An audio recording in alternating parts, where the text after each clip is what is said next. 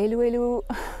J'avais prévu de faire cette vidéo à la suite de la précédente et en fait il m'est arrivé plein de misère et donc du coup j'ai attendu de retrouver un petit peu la forme et donc ça a mis un peu plus de temps que prévu, mais du coup ça m'a permis de faire aussi des super découvertes.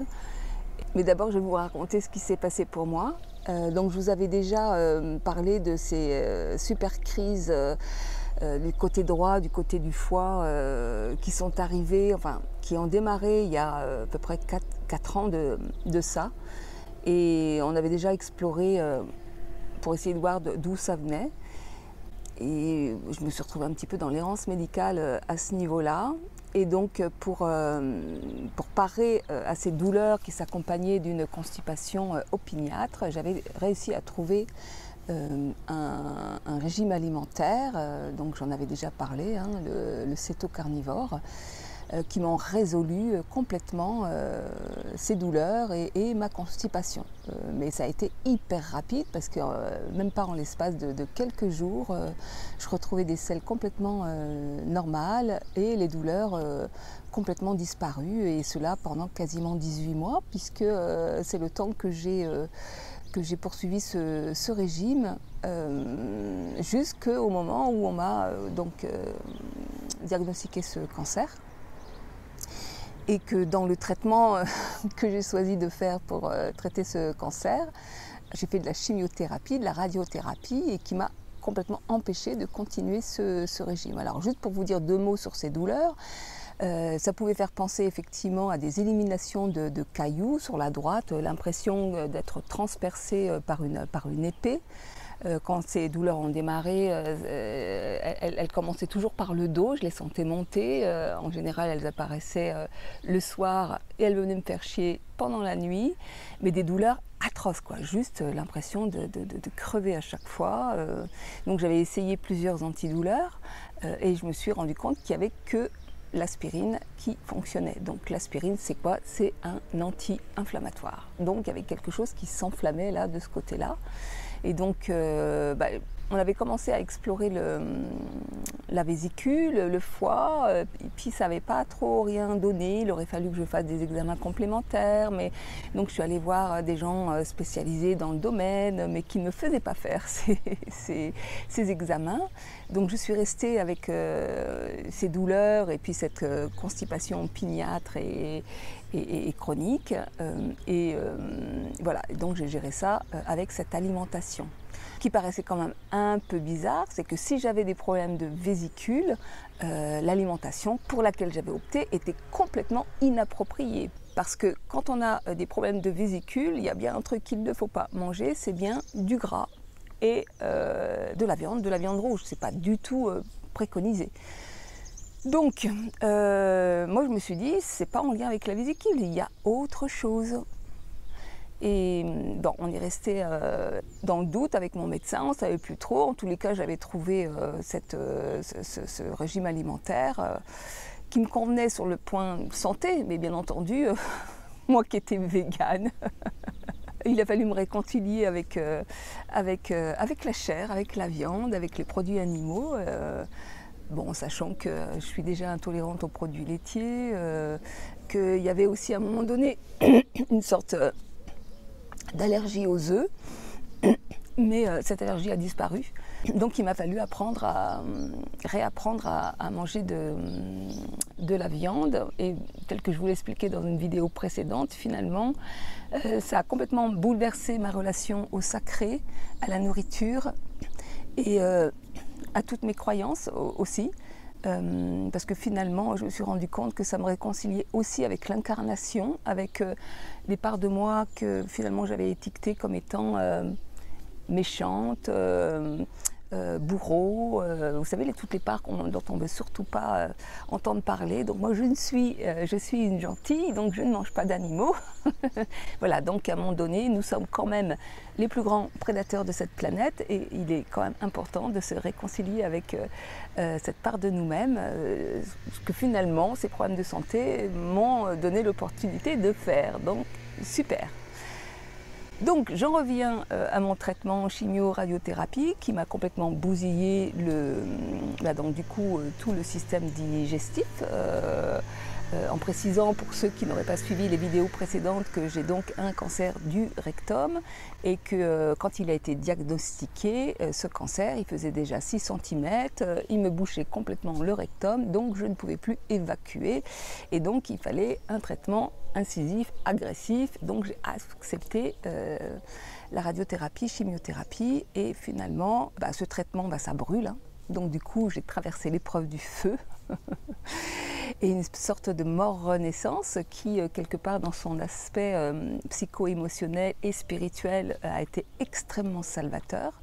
Donc du coup, ils ont cumulé, parce que c'est extrêmement rare qu'ils le fassent, mais bon, dans ce type de cancer, ils le font, ils cumulent la chimio et la radiothérapie, donc brûlure plus, et cela au niveau digestif, mais le système digestif commence par la bouche, et donc du coup, je ne pouvais plus rien mâcher, manger, le gras, la nausée, enfin bon. Donc comme moi je me sentais quand même très faible et que je ne pouvais pas, d'ailleurs on me le déconseillait très fortement et je ne m'en sentais pas du tout en capacité non plus de faire un jeûne. Donc j'avais fait un jeûne avant de démarrer le traitement, un jeûne de 5 jours qui s'est réalisé très facilement, mais là pendant le traitement c'était juste pas possible. Je me sentais très faible et en plus de ça j'ai développé tous les effets secondaires possibles et inimaginables. Donc je me suis mise à manger des yaourts au lait de coco parce que je suis intolérante au lait, donc les seuls yaourts que je pouvais manger c'était du lait de coco. Et puis j'ai aussi intégré des purées de légumes. Alors c'était en purée parce que l'idée c'est qu'il fallait que ce soit le plus liquide possible avec des légumes sans trop de fibres. Donc moi j'ai choisi des courgettes en l'occurrence. J'avais essayé la pomme de terre, mais très vite la pomme de terre ça passait pas en fait. Il y avait comme une acidité que je pouvais pas du coup mettre dans la bouche. Mais bon, j'ai fait aussi des purées de haricots verts, enfin tout ça bien cuit, bien broyé. Et très vite, au bout de 15 jours, première crise, cette putain d'épée qui revient, qui me transperce de part et d'autre, qui me génère des douleurs atroces. Et ça a été comme ça pendant 2 mois. Tous les 15 jours d'abord et puis finalement toutes les semaines. Donc là, et puis alors l'aspirine que je prenais ne faisait plus d'effet. Donc en fait déjà de l'aspirine j'en prenais par rapport aux douleurs, je prenais aussi de la morphine, donc tout ça malgré que j'étais bourrée d'antidouleurs et d'anti-inflammatoires, j'avais ces crises qui étaient là, hyper puissantes, hyper douloureuses.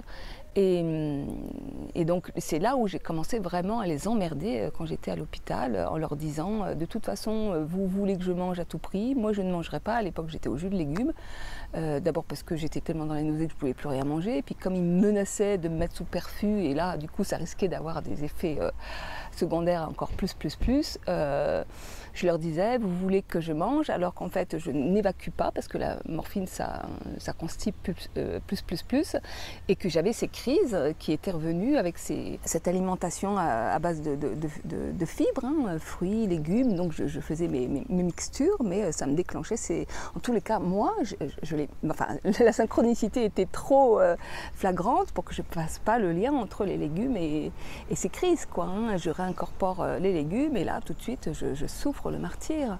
Donc je comprenais plus rien. Et donc j'ai fini par obtenir une IRM. Et donc la dernière crise que j'ai faite, c'était juste après la dernière vidéo. Et là j'ai hurlé en disant ça suffit. J'ai retourné la terre entière et j'ai pu avoir une IRM assez rapidement. Et là, le diagnostic tombe, problème à la vésicule, donc c'est bien la vésicule qui est en cause. Il n'y a absolument pas de lithiase, donc il n'y a pas de calcul, il n'y a rien du tout, il y a juste un épaississement de la paroi dans le fond de la vésicule, et ce serait ça qui générait ces crises inflammatoires. Donc là, vraiment, grand questionnement, comment ça se fait que les légumes et les fruits peuvent déclencher ce genre de truc, quoi. Donc je n'ai pas de réponse à la question. Ça semble extrêmement bizarre, effectivement. Les médecins ne comprennent pas, comme quoi on ne peut pas tout comprendre dans la vie.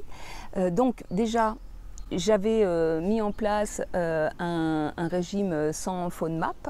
mais apparemment ça ne marchait pas. Et donc j'ai réintégré un régime cétogène, mais cétogène classique. C'est-à-dire que j'ai arrêté les fruits, juste les petites baies, tout ça. Et j'ai gardé des légumes tels que des courgettes, des haricots verts, enfin des petits... de la salade aussi, puis bon, du concombre qu'il me faut littéralement broyer ou vraiment râper. Enfin bon, il n'y a pas beaucoup de légumes parce que j'y vais doucement. Hein. En fait, l'idée c'est, là avec le bordel qu'il y a dans le système digestif, il va falloir quelques mois pour que tout se rétablisse. Et voilà, donc j'y vais doucement. Et là, il y a aussi une immense synchronicité qui s'est déroulée parce qu'il y a une de mes auditrices avec laquelle j'avais fait une vidéo il y a quelques années et qui m'écrit et qui m'envoie le lien d'une vidéo en me disant « je suis sûre que ça peut t'intéresser ». Et ça parlait de l'hormus. Je ne connaissais pas cette énergie, parce qu'en fait il s'agit d'une énergie plasmique qui fonctionne en lien avec la conscience. Et je découvre donc ce qu'on appelle les GANS, G-A-N-S, et l'hormus. Donc les deux, ce sont de l'énergie plasmique. Qu'est-ce que l'énergie plasmique? Eh bien, c'est l'énergie, le quatrième état de la matière. C'est l'énergie du vide, l'énergie du prana, du chi. Et donc forcément, comme c'est l'énergie de la conscience primordiale, ça fonctionne avec la conscience. Donc en fait, on peut fabriquer cet hormus soi-même, ce que j'ai fait. Et on peut le programmer, c'est-à-dire mettre une intention dedans. Et ça se fabrique. Alors, je ne vais pas me lancer dans l'explication de la fabrication. Je vous mettrai le lien d'une playlist qui vous explique tout. Et puis, j'espère faire une vidéo éventuellement avec la personne qui a donné toutes ces informations. Mais il y en a beaucoup aujourd'hui parce qu'apparemment, c'est une information qui se dévoile aussi depuis quelques années. Comme on peut la fabriquer avec quasiment rien, ça coûte rien et donc c'est accessible au plus grand nombre. Et en l'occurrence, ça se fabrique avec de l'eau de mer. Moi, de l'eau de mer, j'en ai toujours à la maison parce que ça fait partie des premiers remèdes naturels que j'ai adoptés depuis déjà quelques années, surtout avec l'état dans lequel j'étais ces dernières années de fatigue chronique, enfin, etc. Donc, l'eau de mer est très très riche en oligo-éléments. Il respecte les pourcentages. Enfin, tous les oligo-éléments sont en pourcentage, enfin, harmonisés avec ce qu'on retrouve dans le sang. Donc je faisais des cures régulièrement et en l'occurrence j'en faisais encore avant de démarrer le cancer. Donc j'ai pu utiliser l'eau de mer que j'avais, mais ça peut aussi se fabriquer avec de l'eau et du sel. Enfin bon, je vous mettrai le lien sous la vidéo si vous êtes intéressé. Mais en l'occurrence, c'est une fabrication qui se fait en plusieurs étapes. Il faut compter une semaine pour le fabriquer parce qu'il y a plusieurs étapes de décantation. Et avec la décantation, c'est-à-dire qu'on va mélanger cette eau de mer avec un produit qui va faire une décantation d'un espèce de matière blanche qui va tomber en bas du récipient, de la bouteille. Et cette première décantation, on peut l'utiliser pour faire des patchs. Et donc, moi j'ai utilisé une bouteille. Je vous montre ma petite bouteille et donc je l'ai programmée. Donc l'idée c'est quand on fabrique cet hormus, c'est déjà de le programmer, l'intention qu'on a dedans. Et puis ensuite on peut utiliser cette première décantation, le mettre dans des patchs, dans des petites bouteilles en verre, enfin si vous avez de quoi fabriquer des patchs en plastique, vous pouvez l'utiliser. Et donc ça a des vertus, de façon générale, ça a des vertus d'éveil de conscience, déjà d'expansion de conscience, d'antidouleur, de purification. Donc on peut purifier l'eau, en fait, tout simplement. Alors pour purifier l'eau, il faut laver cet hormus et là ça va mettre 5 jours supplémentaires parce que le lien que je vais vous donner vous explique comment on lave l'hormus. Et donc moi je me suis dit je vais essayer, je vais programmer. Donc j'ai programmé cette bouteille pour ma vésicule biliaire, antidouleur, vésicule biliaire, voilà. Et une semaine après la première crise, les douleurs qui reviennent. Et là, je me dis, j'ai ma petite bouteille, je vais essayer, je vais donc mettre cette bouteille-là du côté de la douleur. Et ça a marché. Ça a marché, la douleur est disparue. Pour l'instant, elle n'est pas réapparue. Après, effectivement, les résultats d'IRM me préconisent donc un problème de vésicule avec des douleurs horribles toutes les semaines. Donc, que me répond la médecine traditionnelle? Ablation. Je n'arrête pas de rencontrer des gens qui me disent « Oh, mais moi je vivais sans vésicule et je vis très bien. » Et je vais dire bah, « Oui, mais moi je veux garder ma vésicule. On m'avait déjà fait chier à une certaine époque pour m'arracher les dents de sagesse. Je ne les ai jamais arrachées. Mes dents de sagesse, j'y tiens. Nos organes, ils ont bien une utilité. Et aujourd'hui, la médecine traditionnelle, ça dysfonctionne, on enlève. » Voilà. Donc moi j'en ai juste un peu marre d'être découpée en petits morceaux. Et là, depuis 3 ans, je n'arrête pas quand même de cumuler les opérations, les examens, les anesthésies générales, la chimio, la radiothérapie et tout ça. Donc là, non, hors de question, je ne me ferai pas enlever la vésicule biliaire. Donc, je découvre ce traitement déjà, et puis je suis allée voir un acupuncteur avec lequel je vais faire quelques séances, et a priori le diagnostic a été très clair, très limpide, et le traitement a l'air aussi très clair et très limpide, donc il y a toutes les chances qu'avec juste ces traitements-là, je puisse garder ma vésicule biliaire. Donc voilà, voilà pour l'Ormus. Et je vais continuer mes expérimentations. Là, il me reste encore un lavage à faire pour permettre de pouvoir consommer par voie orale cet Ormus. Et donc, je vais continuer parce que, comment dire, on peut vraiment programmer pour la guérison totale. Donc, je peux vraiment la programmer pour carrément, complètement auto-régénérer mon corps, mon âme et mon esprit, tant qu'à faire. Hein, on voit grand. Et voilà. Alors il y avait un deuxième remède que j'ai découvert il y a aussi plusieurs mois et que j'ai commencé à pratiquer. J'ai arrêté pendant le traitement et là j'attends un peu parce que pour l'instant j'arrive pas, au niveau du goût, je n'arrive pas à le boire pour l'instant. Donc je pense qu'il y a des choses qui doivent déjà se remettre un petit peu en place pour continuer. C'est le dioxyde de chlore. Alors le dioxyde de chlore, on en a beaucoup parlé au moment du puisque apparemment ça a été assez miraculeux pour tout ce qui est soin des affections respiratoires et donc très très opérationnel sur mais je veux dire, ces applications sont multiples et variées, puisque aujourd'hui on a des témoignages, des milliers de témoignages de personnes qui se soignent plein de maladies, et notamment des cancers, des maladies auto-immunes, l'herpès qui est censé ne pas guérir. On peut l'utiliser sous différentes formes, par voie orale, sur la peau, on peut fabriquer des gouttes pour les yeux, on peut faire des lavements. Il y a donc un gars qui s'appelle, comment il s'appelle, Kalker de son prénom, je ne me souviens plus, qui a écrit un bouquin qu'on trouve complètement gratuitement sur internet.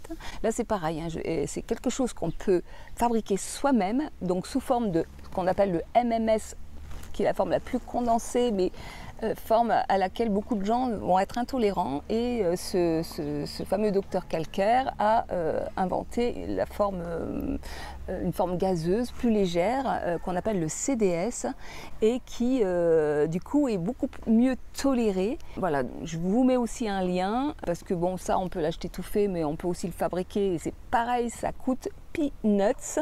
Donc c'est vraiment des choses qui sont accessibles au plus grand nombre et qui vont permettre vraiment, pareil, l'autorégénération du corps. Et j'ai découvert un autre produit qu'on peut associer, qui s'appelle le DMSO, et qui, lui, est un chélateur et un antidouleur puissant, qu'on peut aussi consommer sous différentes formes, et qui, associé avec le dioxyde, va pouvoir, en plus, comment dire, de détruire les cellules qui ont besoin d'être détruites, avoir une fonction de chélateur, c'est-à-dire d'élimination des métaux lourds et d'antidouleur. Donc j'ai découvert tout ça il y a quelques mois, là, depuis fin décembre, et donc j'ai expérimenté, et effectivement, déjà dans les premiers résultats que j'ai eus au bout de 3 mois de cure, j'ai des douleurs au niveau des pieds qui ont complètement disparu parce que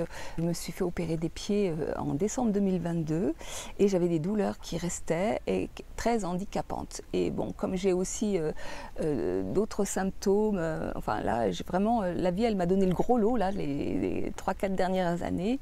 J'avais fait déjà un gros nettoyage tout au long de ma vie, j'ai cru que c'était terminé. Et non, là, elle m'a dit, bah écoute, enfin quand je dis elle, c'est la vie, hein, elle m'a dit, non, non, il reste plein de, là, il y a les fonds de casserole, là, il faut aller récurer. Et donc là, elle m'a tout balancé, elle me dit, bon voilà, là maintenant on fait le gros nettoyage.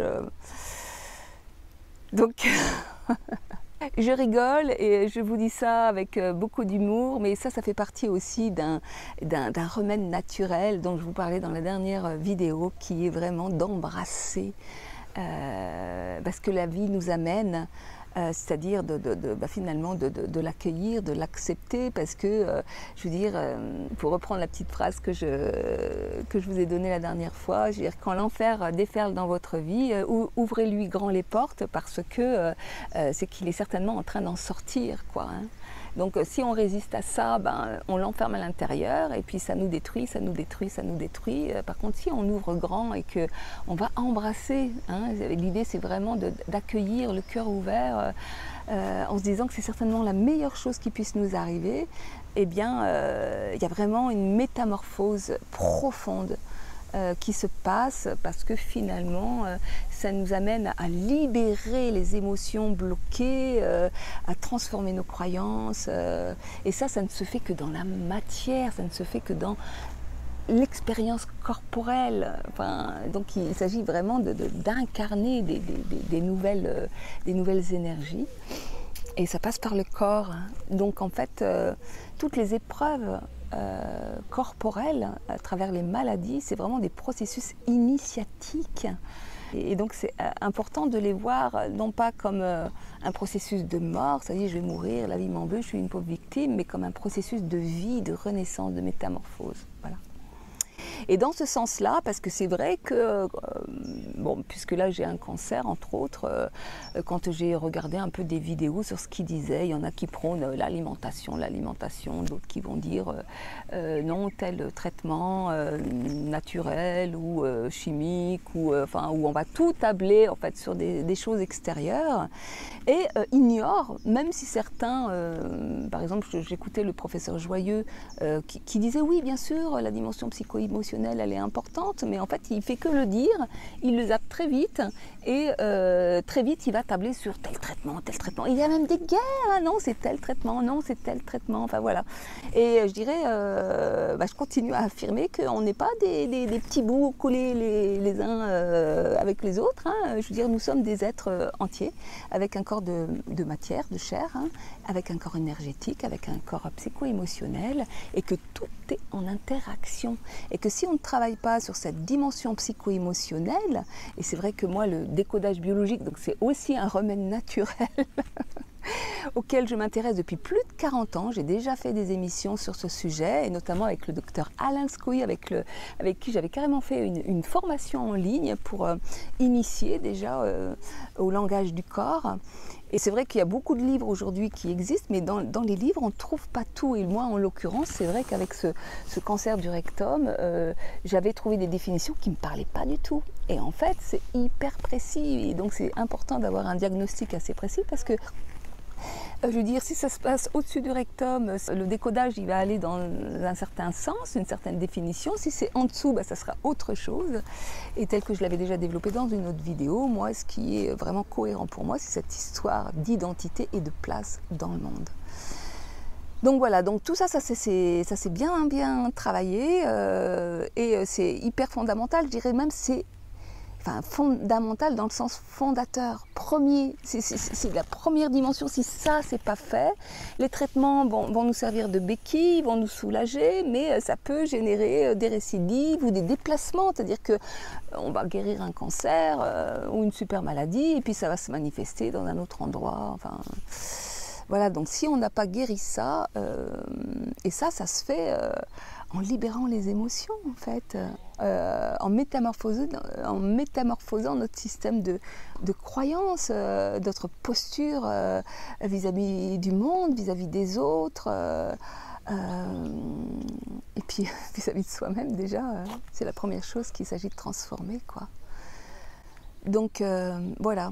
Le dernier traitement naturel, remède naturel que j'ai découvert, mais alors ça je l'avais découvert il y a vraiment environ 3-4 ans, c'est comment on appelle ça, les bains de siège. Alors les bains de siège, c'est aussi un remède vieux comme le monde et qui a été remis au goût du jour par France Guillain. Qui l'a expérimenté, qui l'a, comment dire, amélioré, parce que finalement, ces bains de siège qui consistent à venir mettre du froid, de l'eau fraîche, en fait, sur les parties génitales, eh bien, elle a, à un moment donné, dit, on pourrait remplacer ça par des espèces de petites lingettes. Voilà, alors. Aujourd'hui se vendent beaucoup ces poches en gel en fait. En plus de ça, c'est cool parce qu'on peut aussi bien les congeler que les faire chauffer. Donc ça nous sert aussi bien de bouillotte que de réfrigérant. Et en fait, ces petites poches de gel, on les met dans une... alors ça peut être un gant de toilette tout simplement. Sinon on fabrique des petites pochettes en coton. Et on va se les mettre donc au niveau du siège, des parties génitales.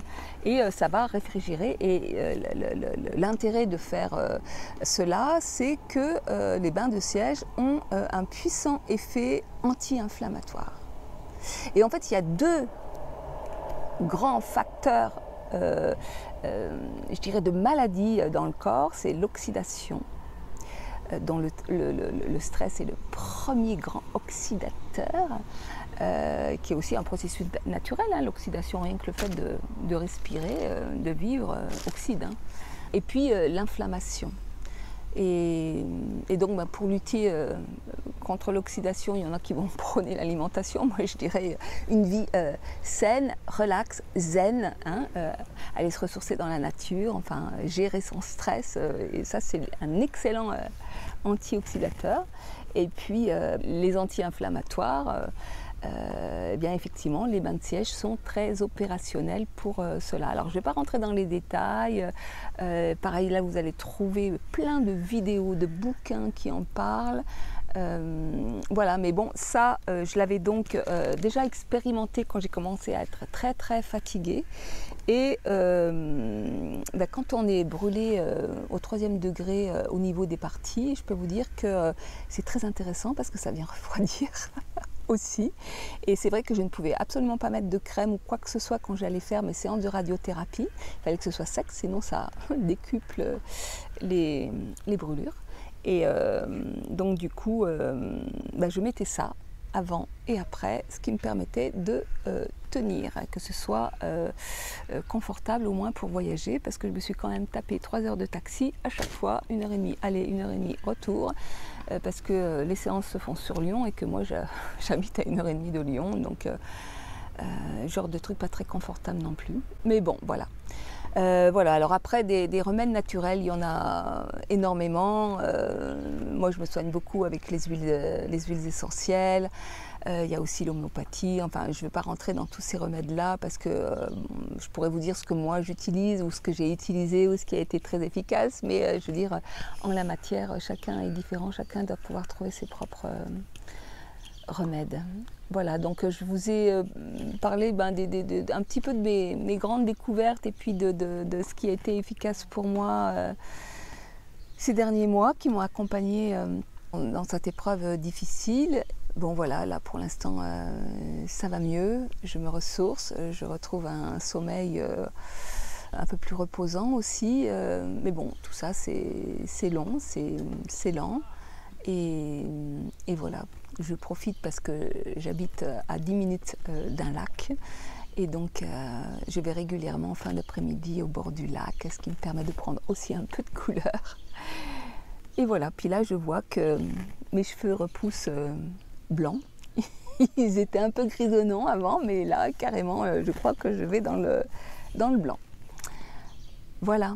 Bon je vous retrouve très prochainement sur ma chaîne d'astro sidérale intégrative pour la nouvelle lune du 24 juillet. Et puis il y a d'autres vidéos qui qui arrive. Mais voilà pour aujourd'hui les dernières vidéos, celles que je vous avais promises sur les remèdes naturels qui m'accompagnent. À bientôt, au revoir et très belle journée à vous.